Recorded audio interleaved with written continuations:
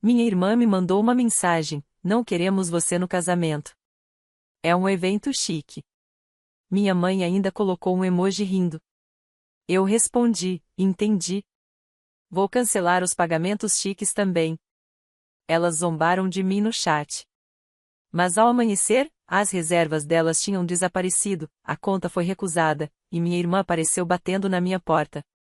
Quando minha irmã anunciou o noivado, fiquei genuinamente feliz por ela. Não éramos melhores amigas nem nada assim, mas como sócias de família. Sempre foi assim. Ela ligava quando precisava de algo, geralmente dinheiro, e eu dizia sim mais vezes do que deveria. Mas ela ia se casar, e pensei que talvez isso finalmente mudasse algo entre nós. Eu disse que ajudaria no que pudesse. Ela sorriu e disse que já sabia que eu ajudaria. O primeiro grande pedido veio menos de uma semana depois. Uma mensagem de texto, nem sequer uma ligação. Ei, você pode mandar $7.000 para o depósito do local? Vamos te pagar depois da promessa dos presentes do casamento. Sem explicações, sem detalhes, só o número. $7.000. Eu nem hesitei. Transferi ainda naquela tarde e disse a mim mesma que era um presente, não um empréstimo. Lá no fundo, sabia que nunca veria aquele dinheiro de volta. Mas essa era minha irmãzinha e casamentos deveriam ser especiais. Talvez isso nos aproximasse. Não adiantou. O silêncio depois que mandei o dinheiro foi a primeira rachadura. Nem um obrigada, nem uma foto do local, nem sequer um print da confirmação. Apenas um coraçãozinho, 3 dias depois.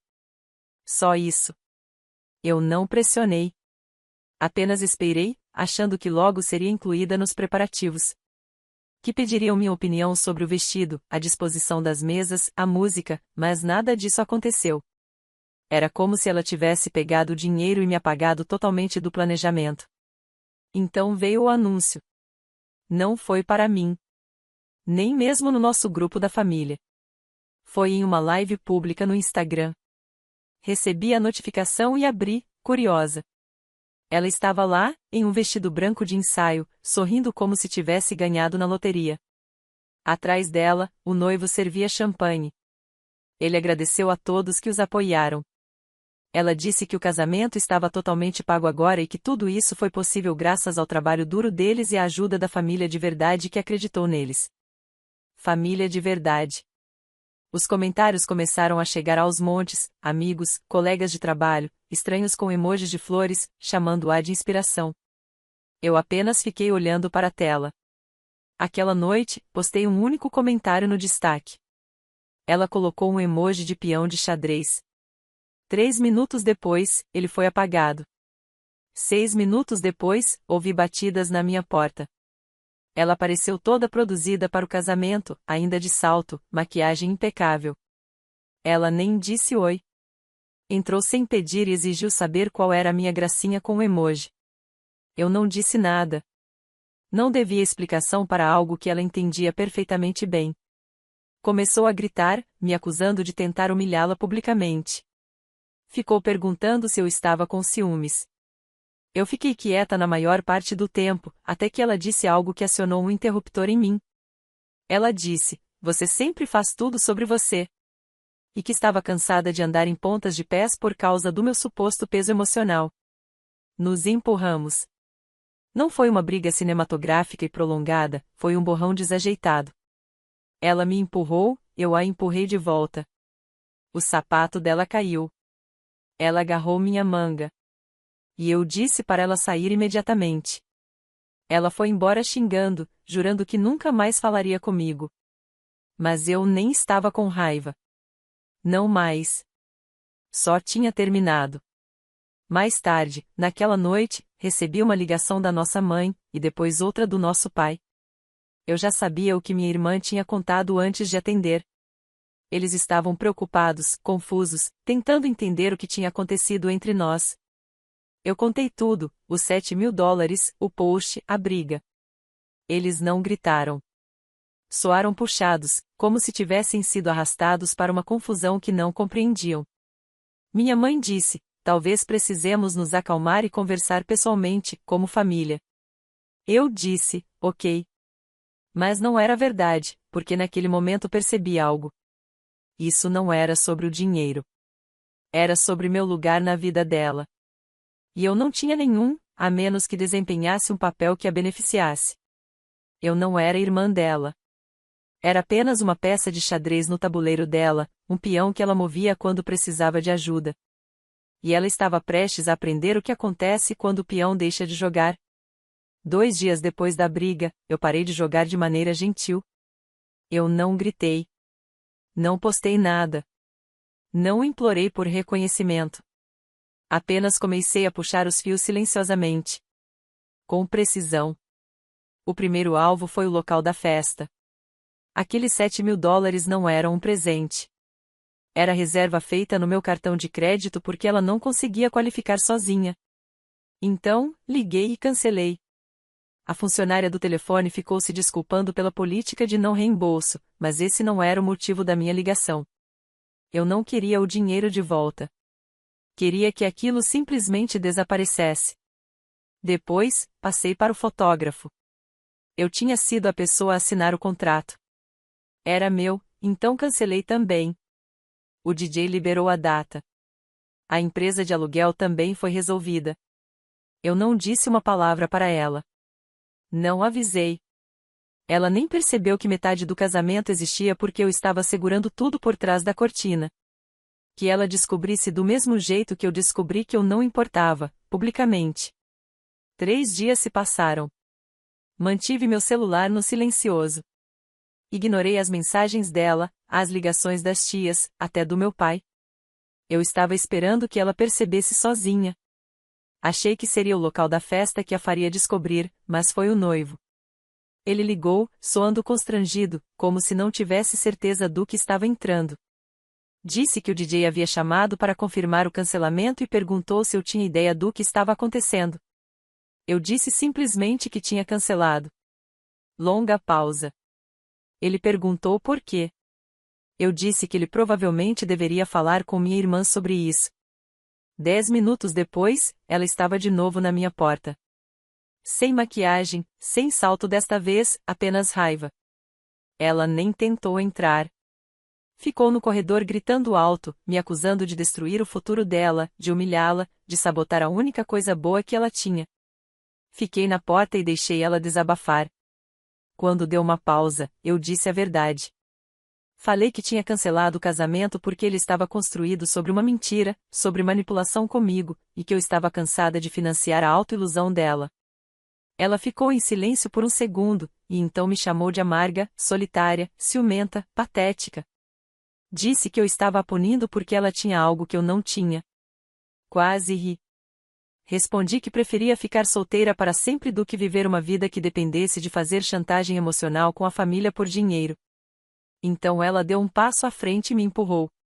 Aconteceu rápido. Ela me empurrou, eu recuei. Ela escorregou no limiar da porta. Não caiu, apenas tropeçou, mas algo se quebrou em nós duas. Eu disse para ela sair e nunca mais voltar. Ela não discutiu, apenas foi embora. Naquela noite começaram as ligações. Meu pai, minha mãe, depois os dois juntos. Vieram na manhã seguinte, sentaram na minha cozinha e imploraram para que eu deixasse pra lá. Disseram, somos família e família não se abandona por causa de dinheiro. Eu não disse muito. Deixei eles falarem. Então, lembrei-os dos últimos 5 anos.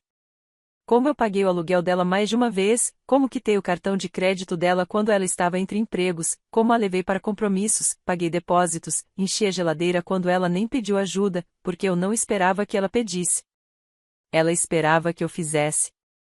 E agora, esse casamento, eu deveria despejar dinheiro enquanto ela se atribuía o mérito de ter feito tudo sozinha. Eles não sabiam o que dizer.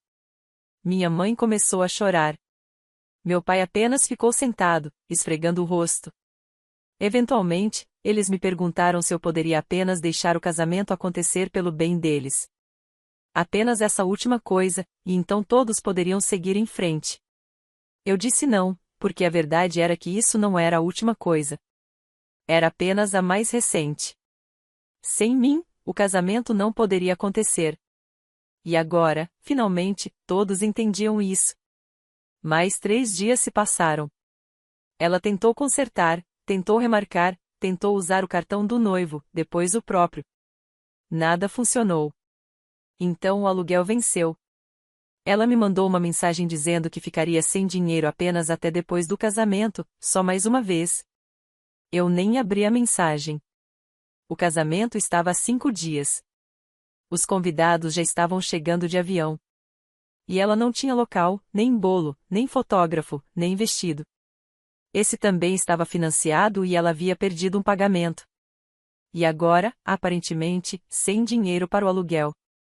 Ela tinha construído toda uma celebração sobre uma estrutura de coisas emprestadas, a maioria de mim, e agora tudo estava desmoronando. Ela ligou. Eu não atendi. Mandou uma mensagem: você fez seu ponto.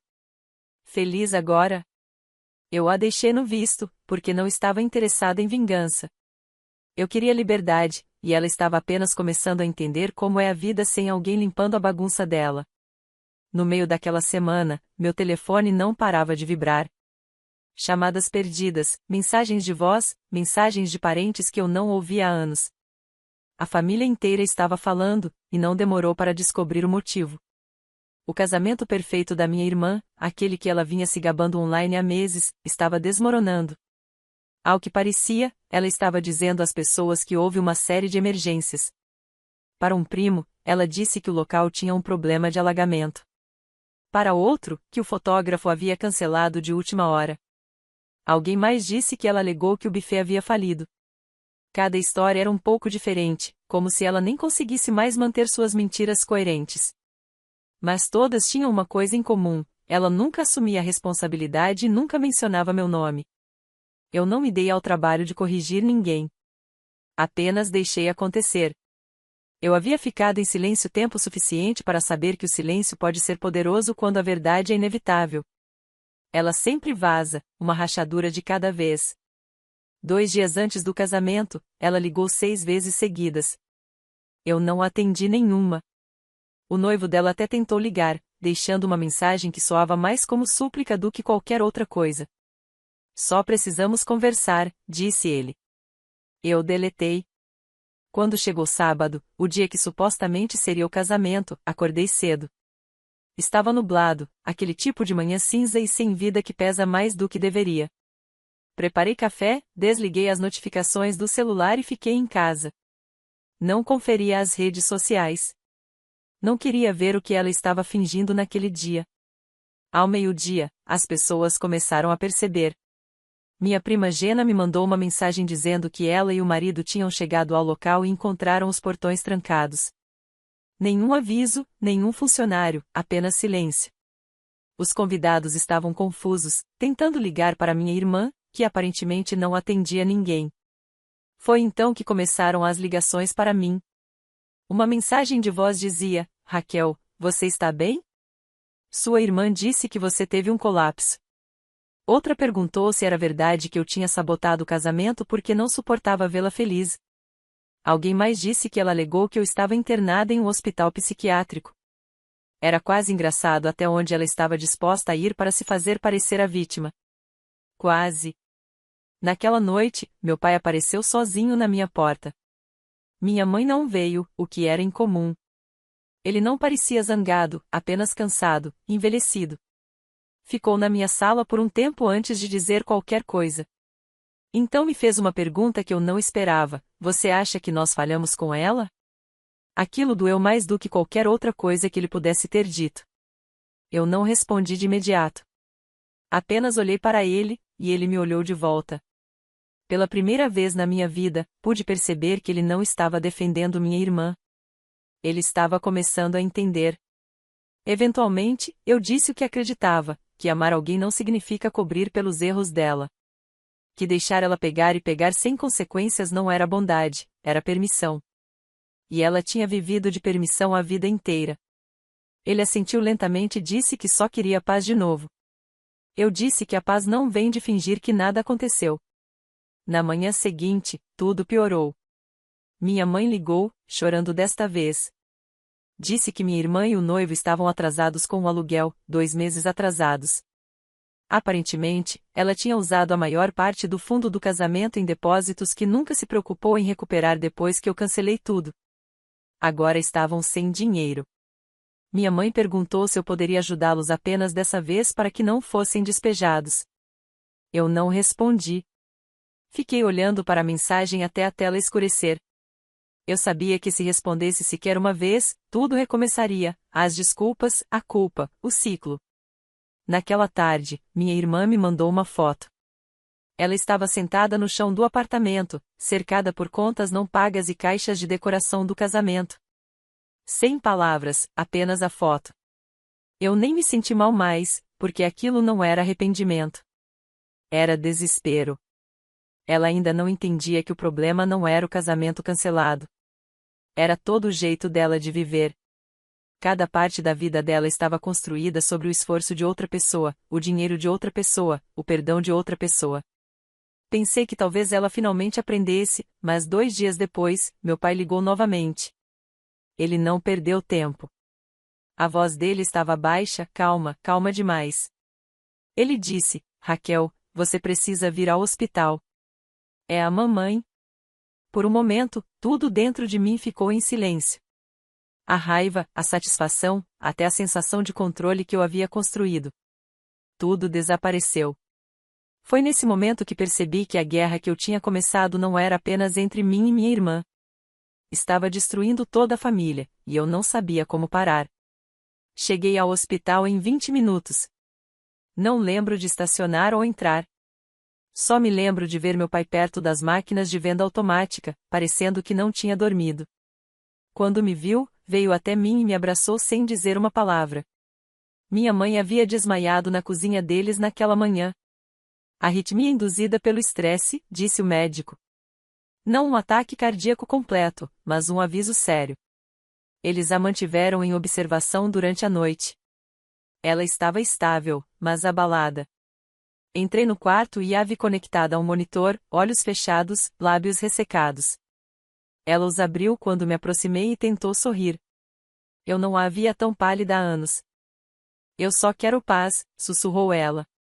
Fiquei ali por um tempo segurando a mão dela, sem falar, apenas pensando em quão longe as coisas tinham ido. Como algo que começou com um favor de $7.000 terminou com minha mãe numa cama de hospital. Então minha irmã entrou. Parecia um desastre, cabelo oleoso, olheiras profundas, moletom largo que provavelmente era do noivo. Ela nem me olhou, foi direto para minha mãe, beijou sua testa e sentou na cadeira do outro lado do quarto. Ninguém disse nada por um tempo. Então, do nada, ela começou a chorar.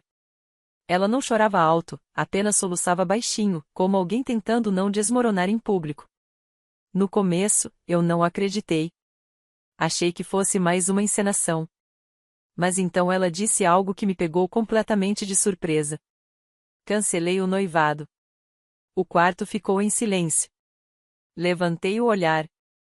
Meu pai a encarava. Minha mãe piscou forte, como se não tivesse certeza se tinha ouvido direito. Ela enxugou o rosto com a manga e continuou: ele disse que não consegue lidar comigo. Que eu não vivo na realidade. Que trato as pessoas como se fossem descartáveis. E ele está certo. Ninguém disse nada. Ela continuou falando. Disse que não dormia havia dias. Que estava endividada. Que vendeu algumas coisas só para comprar comida na semana passada. Que passou as 2 últimas noites dormindo na casa de uma amiga porque estava com vergonha de voltar para casa. Então ela olhou para mim e não foi com ódio. Nem com raiva. Foi diferente. Como se finalmente tivesse enxergado os destroços que deixou pelo caminho. Eu estraguei tudo. Eu sei. Usei você. Usei todo mundo. E nem sei porque achei que merecia alguma coisa. Eu não disse nada. Apenas a observei desabar. Minha irmã, que passou a vida fingindo ter tudo sob controle, finalmente estava sentada entre os escombros das próprias escolhas e, pela primeira vez, sem culpar ninguém além de si mesma. Naquela noite, depois que saímos do hospital, meu pai perguntou se poderíamos nos encontrar na casa no dia seguinte. Ele queria que nos sentássemos, apenas nós 4, e decidíssemos para onde iríamos a partir dali. Eu não respondi de imediato. Mas na manhã seguinte, eu apareci. Minha irmã já estava lá quando cheguei, sentada à mesa da cozinha, sem maquiagem, sem celular, apenas com uma xícara de chá e um bloco de anotações. Minha mãe tinha recebido alta naquela manhã e estava descansando no andar de cima. Sentamos, e para minha surpresa, minha irmã deslizou o bloco pela mesa. Nele havia 2 colunas, o que devo e como vou consertar. Não estava perfeito. Estava bagunçado, mas era um começo. Ela havia anotado cada dólar que ainda me devia, cada fornecedor que ela havia ignorado, cada conta que tinha deixado de pagar. E, no final, com a letra trêmula, escreveu: Quero ser alguém de quem você possa realmente se orgulhar algum dia. Mas sei que não mereço sua ajuda novamente a menos que prove que estou disposta a consertar isso sozinha. Fiquei olhando para a página por um longo tempo. Então disse: Vou te ajudar, mas dentro de limites. Vou te apoiar a aprender a consertar sua vida, não a financiá-la. Ela assentiu. Não foi uma cena de filme.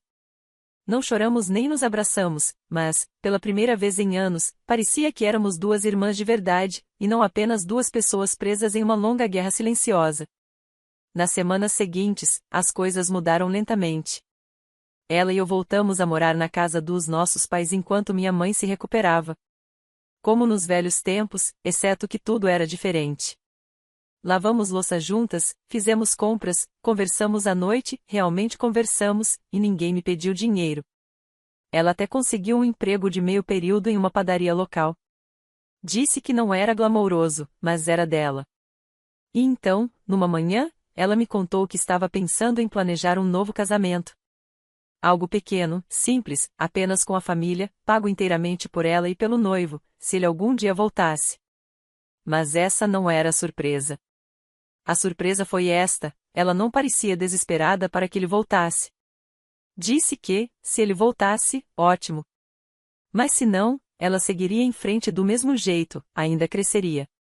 Pela primeira vez, ela não estava construindo a própria vida sobre a fundação de outra pessoa. E, pela primeira vez em muito tempo, eu acreditei nela. Já era início do outono. O ar estava mais fresco, mais silencioso. A vida na casa dos nossos pais tinha se acomodado em algo quase pacífico. Minha mãe estava ficando mais forte a cada dia. E minha irmã, surpreendentemente, estava cumprindo sua palavra.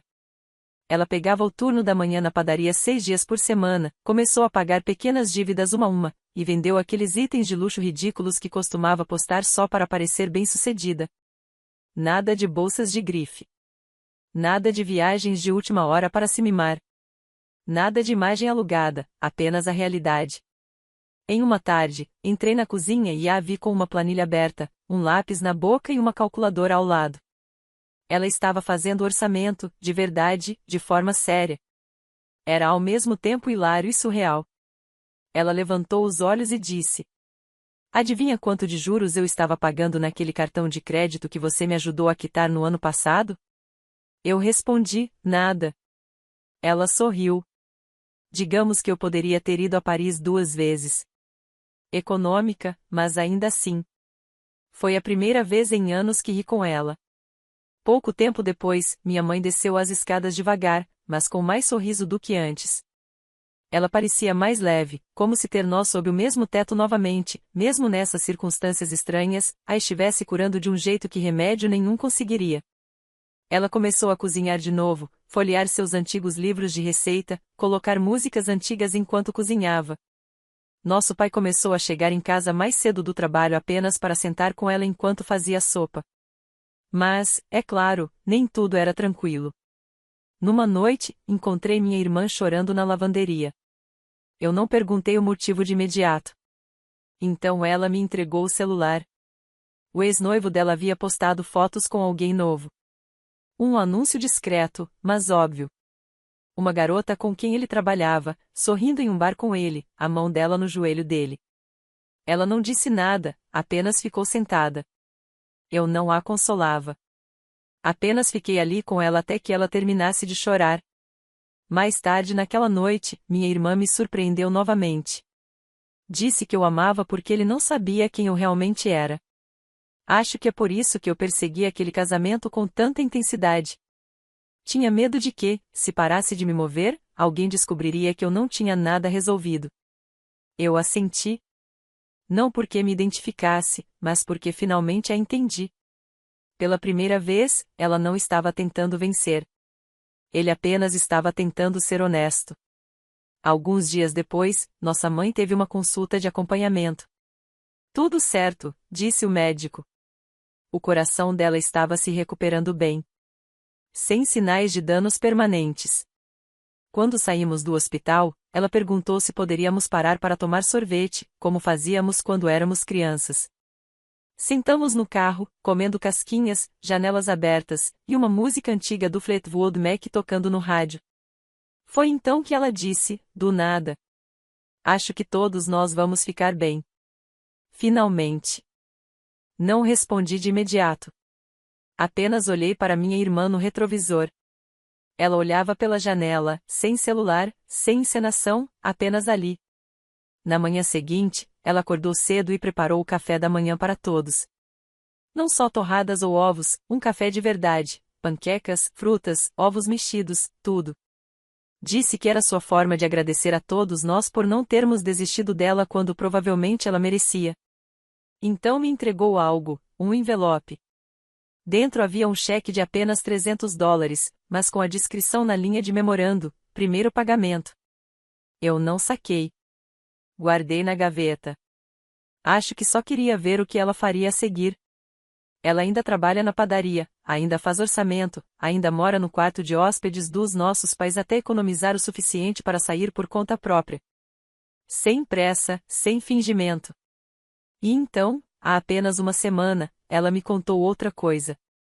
Ele ainda está planejando um casamento, mas não com um homem, com ela mesma. Ela quer fazer uma pequena festa, um casamento simbólico, apenas para celebrar estar em um lugar mais saudável na vida. Sem convidados, sem vestido, apenas ela, algumas velas e a promessa de nunca mais se perder. Eu não ri. Não revirei os olhos. Ofereci ajudá-la a planejar, se ela me deixasse. Ela sorriu e disse: "Só se você me deixar pagar por isso." E, pela primeira vez, eu realmente acreditei que ela poderia. O dia do casamento não teve nada a ver com o que ela havia planejado meses atrás. Não havia multidão, palco, violinistas ou paredes de champanhe alugadas. Apenas um quintal alugado na casa de uma amiga, uma pequena mesa de madeira com 2 velas e um vestido branco de verão de $49 que ela comprou em um brechó. Ela nem contou para a maior parte da família, só para mim, nossos pais e suas 2 amigas mais antigas do ensino médio. Ninguém mais, sem drama, sem necessidade de impressionar ninguém. E, pela primeira vez desde que toda essa bagunça começou, parecia que ela não estava encenando. Ela estava descalça na grama, segurando um pedaço de papel dobrado, e leu um voto em voz alta. Não para um homem, nem para um futuro que não existia. Apenas para ela mesma, para se apresentar, parar de fingir, parar de usar as pessoas como escudos contra seu próprio caos. Não era poético. Nem estava particularmente bem escrito. Mas era honesto. Quando terminou, todos aplaudiram levemente, não porque fosse esperado, mas porque parecia natural. Depois, comemos uma refeição comunitária. Ela pediu para que cada um levasse um prato em vez de presente. Minha mãe fez suas famosas barrinhas de limão, e meu pai grelhou em silêncio, sorrindo mais do que eu via sorrir há anos. Suas 2 amigas trouxeram rolinhos primavera feitos em casa e uma salada estranha que nenhum de nós gostou, mas fingimos. Quando ficamos apenas nós limpando, ela se aproximou de mim segurando outro envelope. Eu balancei a cabeça antes mesmo de ela abrir a boca. "Estou falando sério", disse ela. "É mais do que da última vez. Quero quitar tudo o que te devo." Peguei o envelope, coloquei na minha bolsa e não disse nada. Eu não tinha sacado o primeiro. Talvez nem este eu saque. Eu não estava mais marcando pontos, mas podia perceber que isso era importante para ela agora, e isso tornava tudo diferente. Mais tarde naquela noite, de volta a casa, nos sentamos todos na sala como nos velhos tempos. Minha mãe enrolada em sua manta, meu pai com os pés para cima, o cheiro das barrinhas de limão ainda no ar. Minha irmã se encolheu ao meu lado no sofá, quieta. Do nada, sussurrou. Eu costumava achar que você era apenas fria. Olhei para ela, mas agora eu entendo. Você não era fria. Só era a única disposta a lidar com a realidade. Não disse nada. Apenas assenti uma vez. Antes de dormir, minha mãe me parou no corredor. Ela parecia cansada, mas tranquila.